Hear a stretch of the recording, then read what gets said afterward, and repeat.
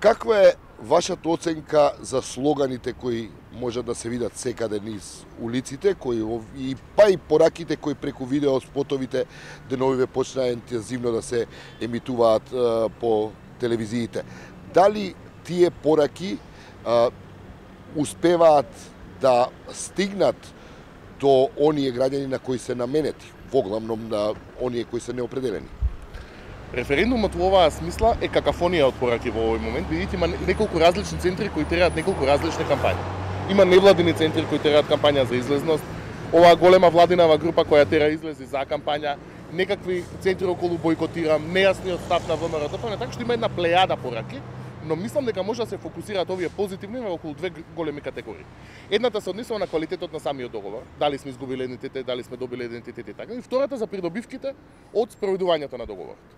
Предпоставам дека разговараме за придобивките од спроведувањето на договор. Тие треба да бидат многу пластични, многу едноставни, многу приземни, дури условно речено алегорични, и во таа смисла тие ќе функционираат кај одредена таргет група која е заинтересирана за својата иднина во некаква практична, прагматична смисла. Ево оваа порака која гледаме за нас, ЕУ за бесплатни здравствени услуги, кога се појави најдена многу контроверзни реакции. Дали е тоа што може да ги граѓаните убеди во нешто?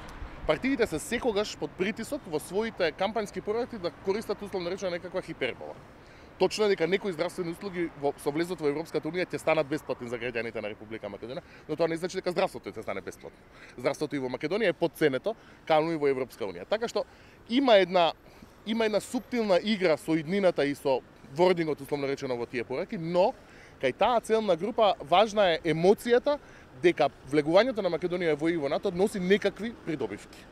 Тоа е таа целна група, бидејќи има многу пораки, мислам дека секој од пораките ќе допре до некоја. Мислиш дека треба да се развива оваа кампања понатаму, сега е почеток, дали тие пораки ќе треба да се објаснуваат со други пораки и така натаму, на крајот краиштата да се пресретне и она што е антикампања, бидејќи постои една антикампања која тенденциозно се води со цел да ги угуши овој тип на пораки кои треба да стигнат до граѓаните како придобивка што се добива од позитивниот исход на референдумот.